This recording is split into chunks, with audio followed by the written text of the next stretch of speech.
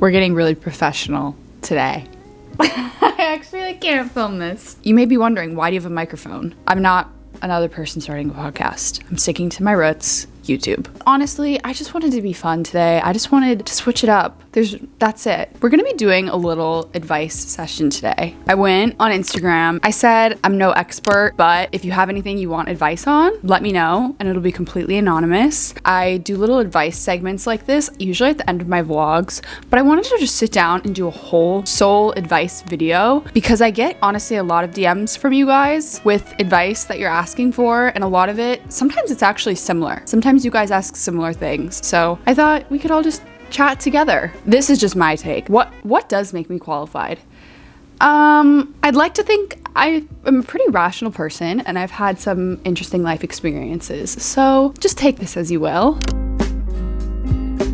How to put yourself first when you're in a relationship. I think it's so easy, especially when you first start dating, to get so wrapped up in the relationship. You want to spend every single second with them, which is normal and like good, but you also just want to make sure you have your own identity and don't lose yourself. I would say making sure you preserve your friendships, your personal goals, whether it's work, your own lifestyle, and also still having your own hobbies. So I'd say those three things, if I could break it down. I'm graduating soon and I'm sad because I'll miss it. I remember feeling this way when I was graduating college. The last 6 months of college was like such a bittersweet time because when life is so good and a big change is coming, it's not going to be that way forever, so you're trying to enjoy every last minute of it, but you're also simultaneously a little bit sad and dreading that it's going to be over. That's how my last 6 months of college were, or like my whole last year. I knew obviously it wasn't going to last forever. That was honestly probably like the best years of my life. And even looking back now, sometimes I get a little bit sad because I just miss it. What I try to remember is I'm so grateful that I had that experience, and I'm so thankful that I miss it because that means I had a positive experience. A lot of it's just like the way you look at it and accepting that there's going to be a new chapter ahead. And just because it's new doesn't mean it has to be a worse chapter. How to not care about what other people say behind your back. It sucks. I used to struggle with this a lot, especially with social media. Sometimes when I get comments that are negative every so often, occasionally it gets to me, and I just remember those people, even if you know them in real life, they don't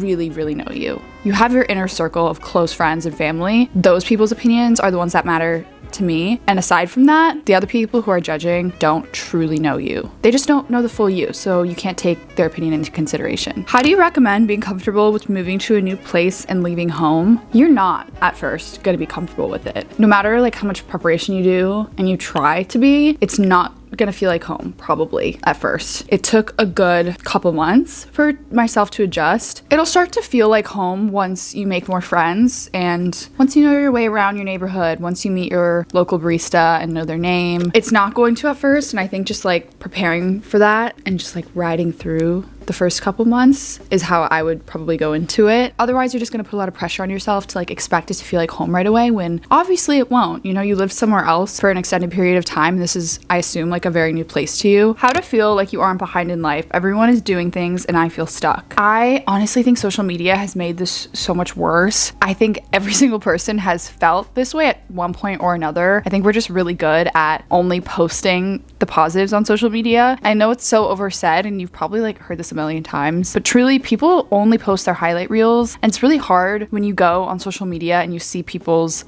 accomplishments. Social media is not real at all, and I have to remind myself of that all the time, because a lot of the time after going on social media, I feel so much worse about myself because I'm just comparing someone's successes to my mundane, normal day that I'm having. Just remember, you really aren't behind. You just think you're behind because you're only seeing a tiny fraction, 1%, people's successes, and you're not seeing the full picture. So I really attribute a lot of that to social media. That's a personal opinion. How to get over any guy, about breakups, please. How to stop missing the idea of your ex. I see on TikTok and social media a lot so many quick fixes to things like this, especially with breakups and things, ways to get over your ex really quickly, or hot girls don't care, they move on from their ex. And to be honest, that's just not realistic. If you really truly loved someone, you're not going to be able to just get over them by following 3 steps in a snap. That's probably not the answer you want to hear, but it just takes time and it takes no contact. All of the kind of boring answers, but truly time and remembering the reasons that it didn't work out, not just focusing on the positives, but also remembering the reasons it ended, because obviously if it ended, there was a reason. Don't put so much pressure on yourself is what I'm saying to get over them in like a week. You just need to take your time with your own healing journey, and I promise with time, it does get a lot better. You have to go through it to get out on the other side. 22 and never dated anyone. I fear I never will because I'm so picky and get the ick easily. First, I want to say it's so okay to not have dated anyone and be 22 because you probably saved yourself a lot of heartache. I think being picky is good. It shows that you have standards and things and expectations that you're looking for in a partner. I would say the ick part, it depends on why you're getting the ick. Okay, it depends. Maybe you're getting the ick because you're just truly like not attracted to them. And that's like so valid and so fine. But if you're getting the ick because someone's like really caring about you, I feel like it's a common reason people get the ick, and they're doing it like appropriately. They're not like going crazy and like stalking and obsessing over you. Then maybe look into yourself, because you want to be with someone who really truly cares about you, and when you love yourself enough, you're going to want to be with someone who also loves you just as much. So I don't have any super close girlfriends. Who do I make my bridesmaids? I'm sorry, I want to be your friend now. We're friends. I don't think you need bridesmaids now. You don't even need to have a bridal party. I actually went to a wedding and they didn't have a bridal party at all. No bridesmaids, no groomsmen. And that was just like a personal preference that they had. The wedding was great. Everyone had the best time. I think it also probably takes a lot of pressure off choosing who's you're gonna have as your bridesmaids. So I like that approach. You definitely don't need to have a bridal party. You should do whatever you want because it's your wedding. So don't feel pressure to have a bridal party. Dating someone you know you can't marry. It obviously depends on the person. If someone's looking to date casually, then this answer is not applicable to them. But for me, I'm someone that, especially as I get older, I do not want to waste my time dating someone who I don't see a future with. That just feels like a waste of time to me and to them. I've been in that situation before. It was just always in the back of my mind that it wasn't going to work out long term. It was like hard for me to be emotionally invested in the relationship at that point because I just knew it wasn't going to work out. So why was I in it? I just wouldn't be in it if you don't see it long term. I know that's really hard, especially if you've been with someone for a long time. But just because you have a history together doesn't mean you need to stay stuck forever if you don't think that they're your person. How to feel comfortable wearing/styling items that you like but aren't popular or trendy. If you like something that is not trendy, do not let that like hold you back from wearing it, because trends come and go.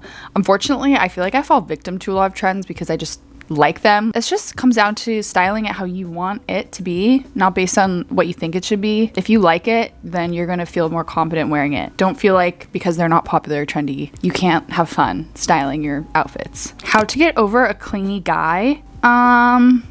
I mean, are you dating him? Like, what's the context? I assume you're not dating him. I would just try to like message less. If he doesn't get the hint, then maybe just be honest and be like, hey, this isn't gonna work for me. I just wanted to be upfront with you. It's always good to be upfront and be honest, just so he's not like wasting his time maybe thinking or fantasizing that you guys are gonna be together, so you can like not give him any hope if that's where it's coming from. But I mean, if you're like actually dating him, like seriously dating him, I don't know. I think I need more context for that one. How to not feel the pressure of being judged while posting on Instagram. I think what's helped me the most is if I actually like the post, not thinking about what other people are gonna perceive it as. But if I like think they're cool pictures, or I just like my outfit, or I like the photos I took of the sky, whatever, if I like it, then I just feel a lot better about posting it. Here's a longer question that I want to answer. It's like a couple parts. I feel quite lonely. My friends all have boyfriends and can get quite caught up with them. I feel when I make plans, they forget. I feel like I consider them way more than them. Like I would cancel things or do extra to accommodate, but they don't think to do the same. I just feel like I'm not cared about enough, but they are my only friends in a new city. I really need advice for this, and I've been struggling with loneliness. What should I do? The friend that gets in a relationship and just cuts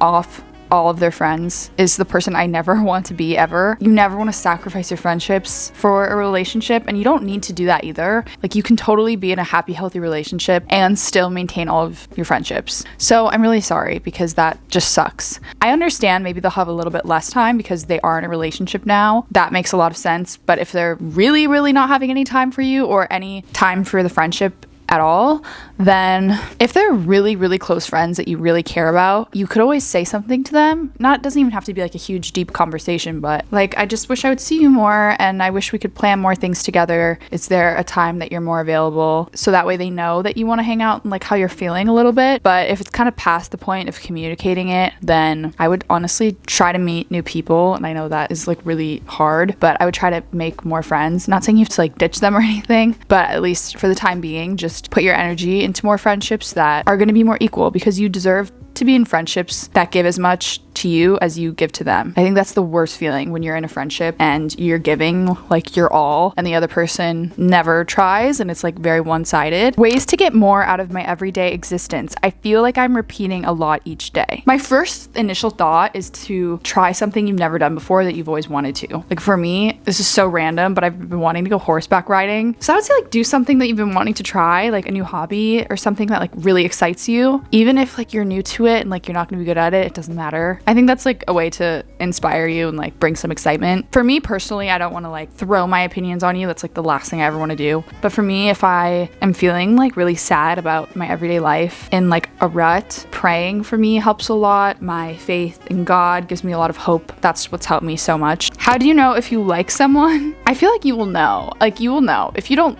you probably don't like them if you're questioning it. Sleeping when you live on a busy street like you did in New York. I'm in London. Yes, you remember I'd never seen my apartment before. Mistake number one. Make sure you see it before you sign a lease. I didn't know the noise level would be that high, especially at night. The main issue for me was obviously when I was sleeping, because there would just be constant traffic outside of my window. What saved me was a white noise machine. I'll try to link it below. I don't even remember what it's called, but I'm gonna link it because it really helped. You can also get the white noise app on your phone too. You don't need to like buy a machine. How to not rot. Here's the thing, it's okay to rot. Sometimes you need a day when you don't do anything. Sometimes I just don't want to leave my bedroom. Like I had a busy week and I just want to lay in my bed half the day. And I just want to rot. And that's fine. You know, you can rot for a little bit. Take your weekly dose or monthly dose of rotting, as long as it's not all the time. That's different. What's your advice for being independent? By the way, I love your vlogs. Thank you. I think just being comfortable doing stuff alone, whatever it is. If you're scared to go to a coffee shop by yourself, then push yourself and do it. And afterwards, I promise you'll feel better, because you just proved to yourself and showed yourself that even though you were scared, you can still do it. And it's not gonna be weird. No one's gonna care that you're by yourself. People are so consumed in their own life. Like, no one's gonna take a second glance. And even if you're not nervous to do them, just being comfortable in your own company. Do you have any advice on being confident in the decisions you make? This is like a hard one for me, because isn't it called like decision paralysis? Am I making that up? I don't know. I might be making that up. Bigger decisions especially, I get sort of indecisive because I overthink all of the outcomes. I'm like such an analytical person that I want to make the right decision. I want to be like 100% certain. But someone told me once that even if you're 95% sure, that's okay. You don't have to be 100% certain of a decision. It can be the right decision and you still might not feel 100% confident in it, and that's okay. It doesn't make it the wrong decision. So after that, when I started making decisions, especially bigger ones, I thought to myself what the better choice was. Even if I wasn't 100%, if I was maybe 80% sure, I would just go with it and accept that I'm not most likely gonna always feel 100% sure, and that's okay. Is it healthy to outgrow your friends? I wouldn't say necessarily healthy is the right word, but I would say I don't think it's uncommon and I don't think it's a bad thing. From age 17 to 24, 25, you change so much. People always said that to me, but until I went through it myself, I look back at my 18-year-old self and I don't even recognize myself. The people I've made friends with more recently in the past couple years, I don't even know if we would have been friends when I was 18, because I was just a different person, and I'm sure they were different too. Not in a bad way. I'm sure we would have like got along and liked each other. You just have different interests and you really grow into yourself and you learn what you value and what you don't value in friendships. So I don't think it's a bad thing. And I think the ones that you do stay friends with throughout those few years, I would say are probably highly likely to be long-term friendships or like lifelong friends. That's like very special. So holding on to those friendships that are so long. One of my best friends, you guys know, from Minnesota is Rachel. We've been friends since I was like, I think we were like 14. We have grown so much closer in the past 10 years and are the closest now, I would say, than we've ever been, because we just happened to like grow together and we kind of like grew in very similar ways. So we're even closer now than before, which is just like so special. And I've been able to like be with her for like so many milestones, and she's shared milestones with me. Those like are relationships that I really value. Not all of them will be like that, and I think that's okay. It doesn't need to be like this dramatic friendship breakup, and it's not like you guys have to not be friends anymore. Maybe you're just acquaintances, and I think it's actually pretty normal as long as it's done in like a nice way. How to get over a guy who rejected you more than once but acts interested in you? I would stop entertaining that and not waste your time on games. How do you deal with friends that make you feel insecure about yourself? I am so sorry. That makes me really sad. Your true friends should never, ever make you feel insecure about yourself. They should be lifting you up and encouraging you. If they're like saying things to make you feel that way intentionally, it sounds like a really big red flag, and I would not be in those friendships. How to know when to end a healthy relationship. I don't think he's the one. I just think when you know, you know. Like no one else can tell you when you're ready to do that. It just comes from with you and within. And when you know, you know. It's time to end it. How do you prioritize yourself first and make yourself mentally stronger? Having goals and sticking to them, because that kind of just shows yourself that you can follow through. It makes me like mentally just feel more confident in myself, because I know that I can like trust my own word. If you have plans with someone and they always flake and they always bail, those people I tend to like not really trust as much. I don't really have as much confidence in them when we make plans next, because I just don't know if they're gonna follow through. So if you're doing that to yourself and you have goals that you're setting and you're just not working towards them, or you're not following through with them, even if it's like a simple goal, like I want to wake up at 7:30 in the morning and I don't want to snooze my alarm. If it's something small like that and you're still hitting snooze and not following through on what your word was, which I do, trust me, I did it this morning, I'm not perfect, it makes me less confident because I start to like not trust myself. So when you follow through on your word to yourself and you keep your promises to yourself, I think that's what makes me, I guess, like mentally stronger, or just like have more confidence. How do you make new friends, especially being in a new city all alone, not knowing anyone? That was me a year ago when I moved to New York all by myself. I knew nobody. I'm not even being dramatic. I knew nobody here. You really just have to put yourself out there more than you ever normally would, which is also like hard and kind of exhausting. I just like tried to think of any way that I could meet people, because even in New York, it's such a big city that you kind of like, it's easy to get like lost in the sauce a little. It's like you have to really take initiative, because no one's going to like knock on your door and try to be friends with you. At least for me, like it definitely took some effort on my side and like putting myself out there a bit. What did I do? I asked like a lot of my friends if they knew anyone in New York, kind of like mutual friends. So a couple of my friends were like, oh yeah, I'm friends with this person, she's really sweet, you guys should be friends. So then I went on like a coffee date or something with them. That's how I met a few of my friends, actually, and I'm still really great friends with them. So like mutual friends are like really nice if you have any in the area. Remembering to just get out and not like stay stuck in your house or apartment, because you're not going to meet anyone just sitting in your room, unfortunately. And even like honestly, social media, you can like go on Instagram, and if you see someone who's like in your area, I don't know if that's weird, but you could be like, hey, do you want to hang out? We could get coffee. I done that with a couple influencer friends. We were following each other on Instagram, but we never met. I saw that they were in the city and I was like, hey, I just moved here, do you want to get coffee? And most people are usually really receptive and nice. It never hurts to put yourself out there. The worst that can happen is you never see them anyways. So I think that's going to be all for my little advice session. I hope maybe I introduced one new perspective. If anything, I like more of like the chatty, casual videos every once in a while. So I hope you guys liked this too. I just wanted to say I love you guys, and thanks for all of your questions, for your advice. If you had any, I'll try to keep answering more. So don't worry if I didn't get to it, because I'm going to try to answer them in my next videos. But I love you guys, and I'll see you in my next video. Bye.